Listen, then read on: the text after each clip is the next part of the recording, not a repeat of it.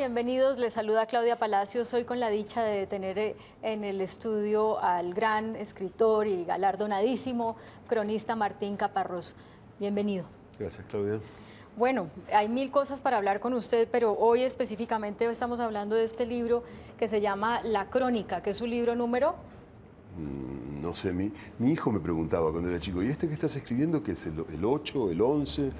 Y en esa época entonces llevaba la cuenta para que mi hijo, para tener respuestas. Y ya se cansó de preguntarme, sí, imagino. salieron más de 30, no sé cuántos.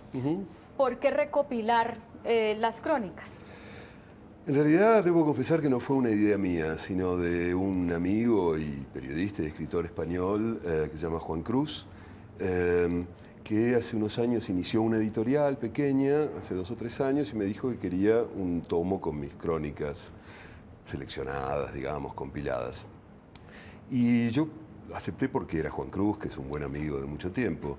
Pero después cuando me puse a buscar y a seleccionar y demás, al releer cosas que no había leído en mucho tiempo, se me ocurrían comentarios, se me ocurrían como todo tipo de acotaciones y de aclaraciones que quería hacer al respecto. O sea, estas son crónicas comentadas. Claro, terminó saliendo un libro mismo. totalmente distinto al que yo había imaginado, porque en realidad entre crónica y crónica lo que hay son historias de cómo las hice, de por qué trabajo así, de cómo trabajo. Es una especie de puesta sobre la mesa de, en fin, de todo. Como mostrar el detrás de bambalinas. Algo así, ¿no? Como making of de mi trabajo como cronista, como periodista. Mire, hablemos de una en especial que toca el tema colombiano, que tiene que ver con las FARC. De hecho, aquí en la página 285 usted hace como el abrebocas de qué fue lo que pasó y luego pone la crónica que se llama Colombia, la guerrilla comunista.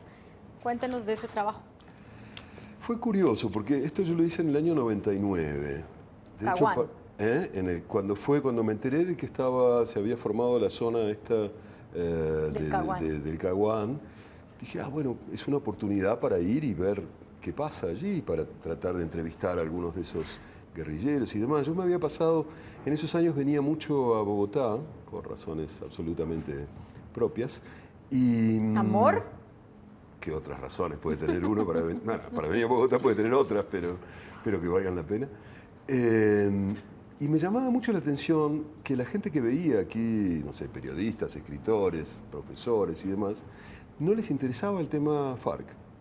Y yo discutía con ellos, decía, pero ¿cómo puede ser? Hay una guerrilla, hay 20.000, 30.000 tipos armados, nadie sabe cuántos, aquí cerca, 100 kilómetros, 200 kilómetros, y no es un tema del que estén interesados, que estén discutiendo qué hacemos con esto, qué significa esto para la política de este país. Hablaba mucho de, no sé, de los liberales, de los conservadores, de los narcos, de esto.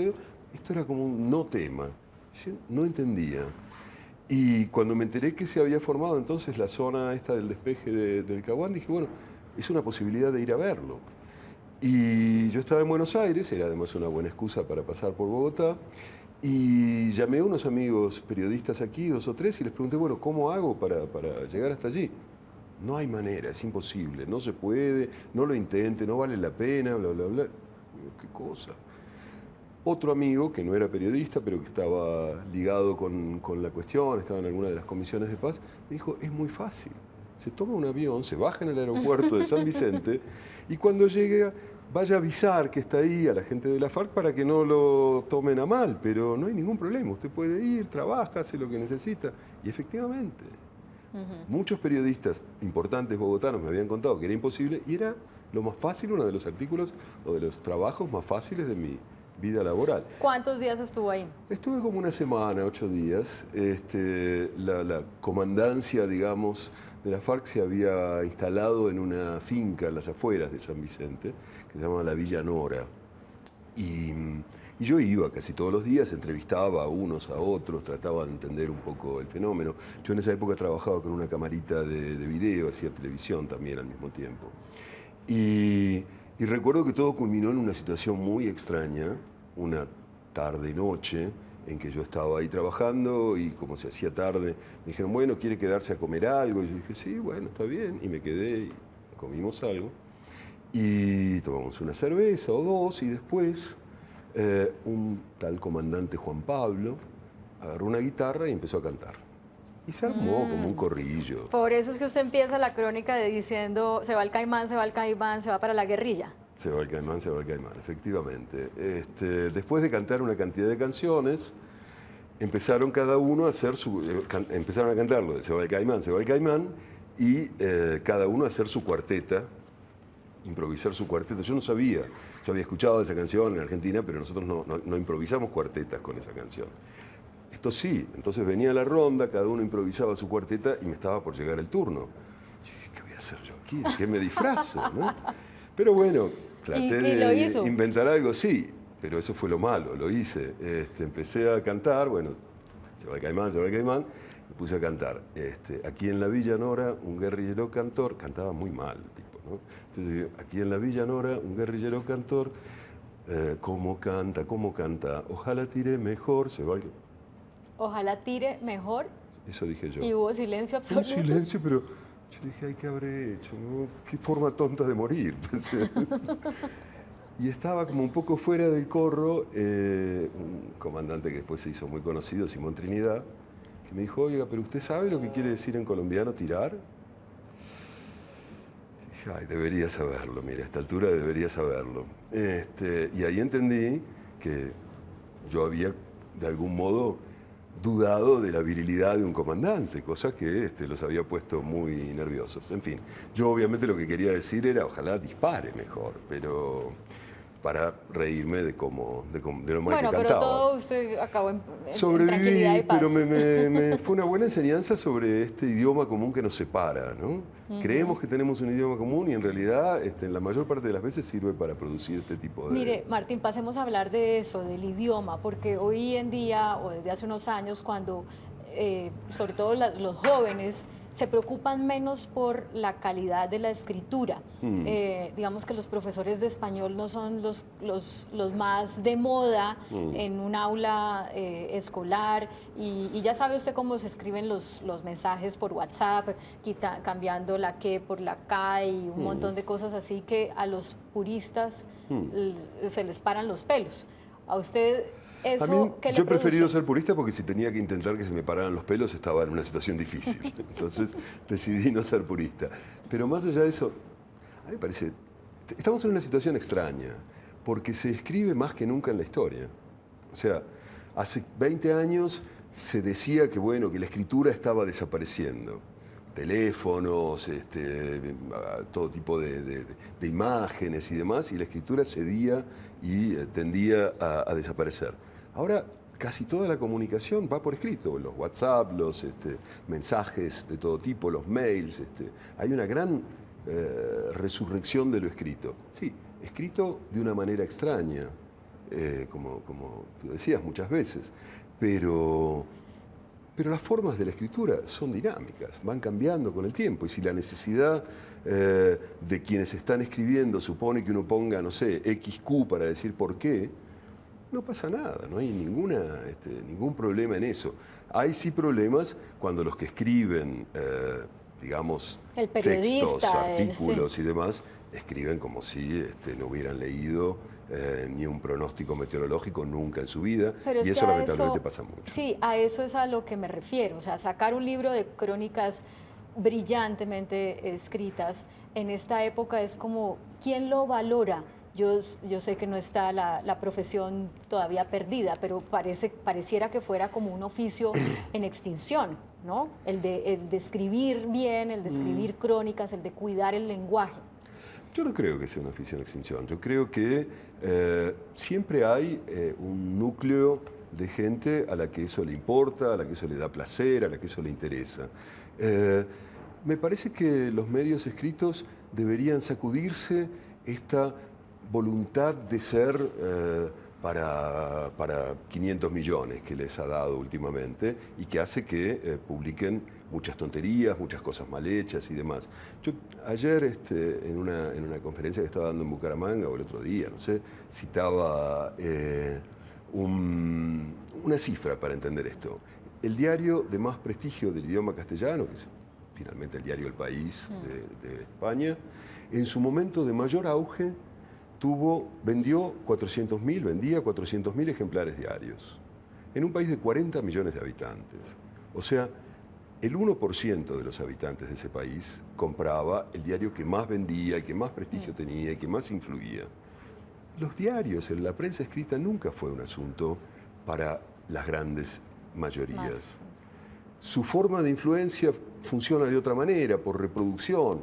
Usted lee algo en su periódico, en el periódico Le Importa, y lo comenta, y entonces acá lo escucha más gente, y esa gente que lo escucha se lo comenta a otro, y hablan, y se va formando corrientes de opinión, y debates, y discusiones. No es que lo lean millones. Yo creo que el error es cuando los medios quieren competir con otros medios que tienen sí una vocación de masividad. La televisión tiene esa vocación, está hecha para eso y funciona bien para eso. Un buen texto tiene que estar sobre todo dirigido a ser bueno, no a llegar a millones a los que de todas maneras nunca va a llegar. En ese orden de ideas, ¿cómo enfrentar ese desafío de los periódicos? Porque la gente ya no lee en papel y entonces si ponen sus contenidos de manera gratuita o no en el Internet. Bueno, eso es una gran discusión. Hay una crisis absoluta del modelo tradicional de la prensa, eso lo sabemos. Y a mí me parece bien, me parece que las crisis siempre son interesantes. Aparecen respuestas, algunas son mejores que otras. Los grandes diarios empezaron en algún momento a cobrar por sus contenidos, después se echaron atrás, ahora algunos volvieron a cobrar, pero en el espacio que fue dejando esto aparecieron otros medios, otras formas de contar que se han ganado un espacio gracias a esa crisis. Yo en estos días, con respecto a todo el final de las negociaciones de paz y demás, encontré mucha mejor información en La Silla Vacía, que es una página web nueva y que no depende de grandes capitales, que en los grandes medios tradicionales.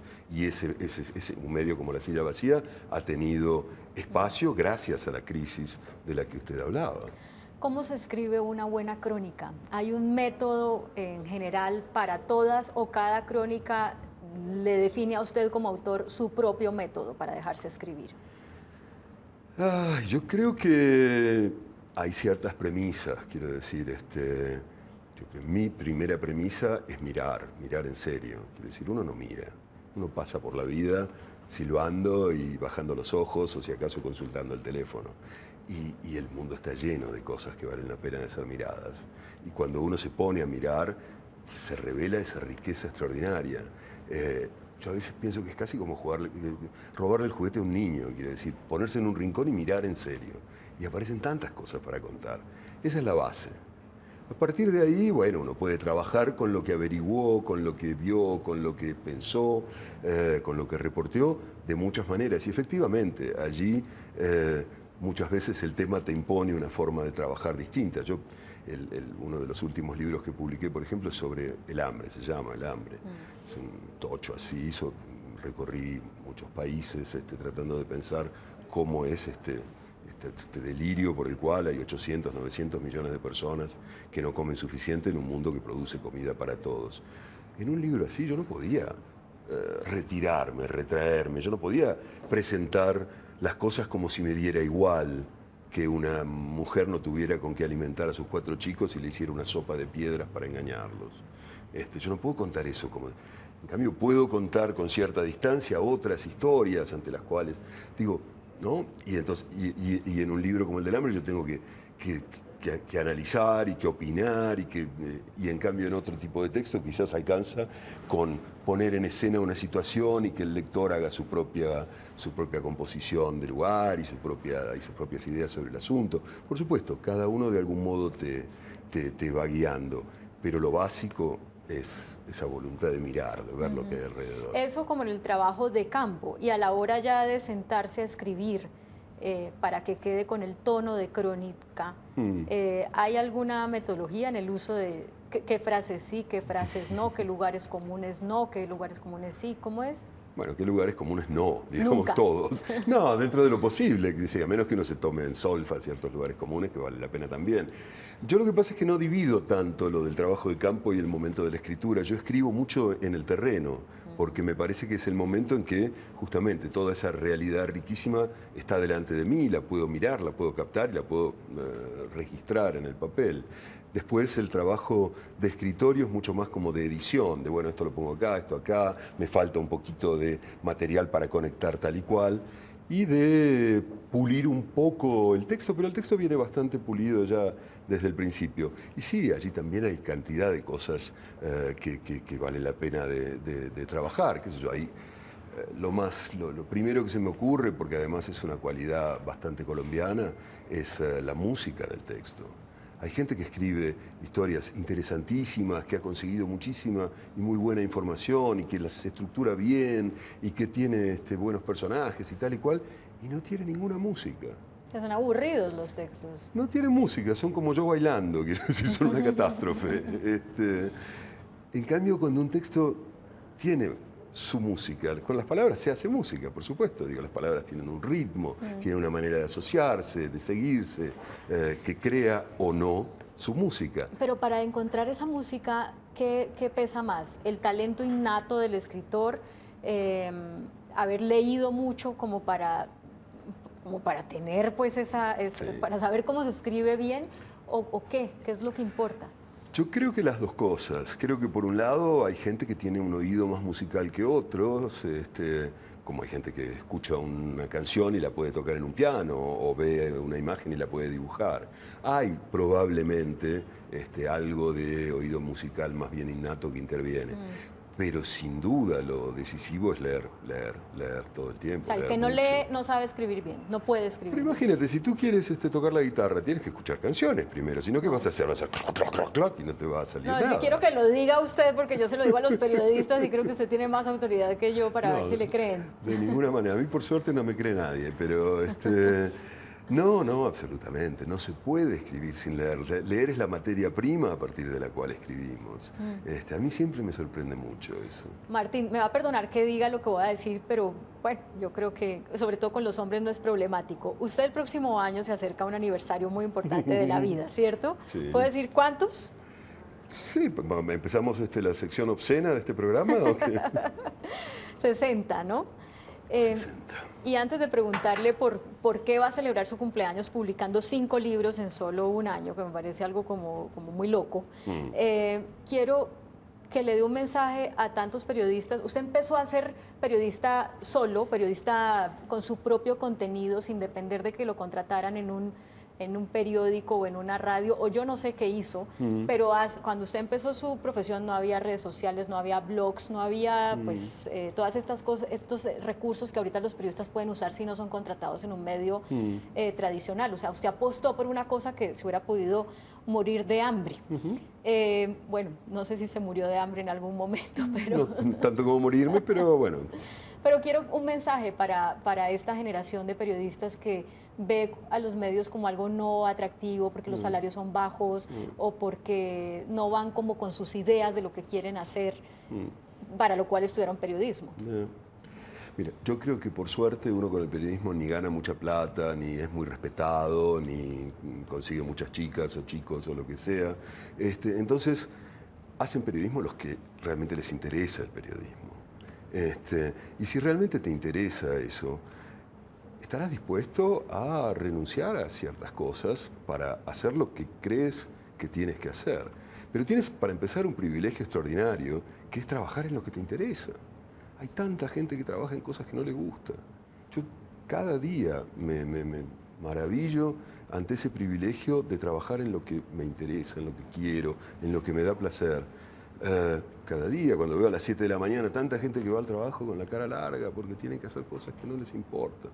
Y yo estoy feliz de empezar a trabajar de nuevo ese día porque voy a hacer algo que me gusta hacer. Entonces, si quieres ser periodista y sabiendo que no tiene muchas ventajas secundarias, la única ventaja es esa, y para eso vale la pena concentrarse en hacer lo que a uno le gusta.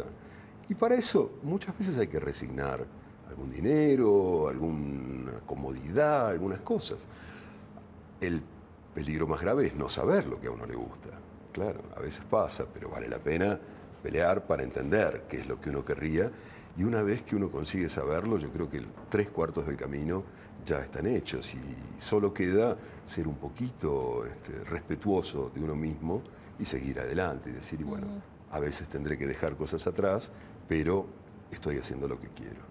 ¿Por qué 5 libros en un año? Por casualidad, no. Algunos Bueno, sí, porque me preocupa un poco eso de cumplir 60 años. Son muchos. O sea, ¿usted quiere estar distraído pensando en dar entrevistas sobre sus libros? No, al contrario, no quiero celebrar dar ni una sola entrevista más. No, ya está. Acabo de terminar de dar entrevistas. No, lo que pasa es que... No, quería hacer como un programa de festejos para olvidarme un poco de la catástrofe. Y entonces, por ejemplo, voy a reeditar mi novela. Yo he publicado muchas novelas, en realidad yo he publicado más novelas que no ficción o que crónica. Y voy a reeditar mi novela que más me importa, que es una novela que se llama La Historia, que se editó hace muchos años y que casi nadie leyó. Entonces me voy a dar el gusto de reeditarla en una buena edición y demás, como una manera de festejar mi cumpleaños. Como otra manera de festejar mi cumpleaños, escribí un librito sobre mis abuelos. Uno de mis abuelos era polaco, el otro español, y cuento un poco sus historias. Y ese no lo quiero vender, pues justamente no voy a dar ni una entrevista, no va a tener nada que ver con la circulación público comercial de los libros. Y si no es para vender... Para regalar a mis amigos, se lo voy a regalar a mis amigos. Voy a hacer yo una edición de 200 ejemplares, una cosa así, y lo voy a regalar. Y no sabe el placer que me daba mientras lo escribía, pensar que estaba haciendo algo que no iba a tener nada que ver con el circuito comercial de los libros, que lo escribía porque me gusta escribir, porque finalmente es lo único que me importa hacer. Ahí vamos en 2, ¿y los otros 3? Ah, no, uno reeditado, el de regalar. Uno de fotos, que también es como un gusto, porque yo soy un fotógrafo mediocre, pero empeñoso, y entonces este va a ser mi segundo libro de fotos. ¿Qué más? Hay una otra reedición como de homenaje, porque se cumplen 25 años de la publicación de un libro mío que se llama Larga Distancia, que fue mi primer libro de crónicas. Entonces quieren hacer una publicación diciendo que fue un libro que tuvo cierto peso en esta recuperación de la crónica. ¿Y hay uno que no va a firmar? ¡Qué imprudencia! Solo hablaré en presencia de mi abogado y no lo veo por aquí. Ah, bueno, está bien. Nada, para terminar, ¿hay un continente, un lugar del mundo que sea más estimulante para un cronista que otro? Sí, pero no. A mí me cambia por épocas. Y, por supuesto, escribí más sobre América Latina que sobre otras zonas del mundo, entre otras cosas porque me resulta mucho más enriquecedor cuando puedo hablar con alguien y entenderlo de primera mano. Cuando trabajo en África o en la India o así, tengo que trabajar con intérpretes, obviamente, y eso ya complica la situación. Pero últimamente, los 2 últimos libros que publiqué como de crónica, uno es del hambre y el anterior se llamaba Contra el Cambio, lo que intento es una mirada como global sobre un problema, no mirar una región, una zona, un tema, sino tomar un tema global y ver lo que pasa en muy distintos lugares del mundo. El primero fue el cambio climático, este último el hambre, y me importa hacerlo, primero porque me parece que son problemas globales y tratarlos regionalmente a veces es dejar de lado cosas que importan. Y por otro lado, porque me da un poco de coraje que los periodistas y los escritores de no ficción en castellano, parece que siempre nos tenemos que ocupar de nuestro pueblo, digamos. Que del mundo escriban los gringos, o los franceses, o los alemanes, o los ingleses. Nosotros, bueno, vamos a trabajar sobre nuestra pequeña terruño folclórico particular. Y no, digo, también podemos escribir sobre el mundo, y bueno, eso es lo que estuve tratando de hacer últimamente. Bueno, pues qué rico que venga a Colombia. Todavía le quedan como 3 viajes este año, ¿no? A Colombia. Lleva 3 y vienen otros 3. Está muy colombiano. ¿Hay amor a la vista o qué? No. No, de ninguna manera. Ah, bueno. Solo razones de trabajo. Solo razones de trabajo. Okay. Sí, por ahora sí. Bueno, muchas gracias por venir acá por razones de trabajo. Muchas gracias por entrevistarme por razones de trabajo. A ustedes también, muchas gracias por acompañarnos. Sigan con nosotros.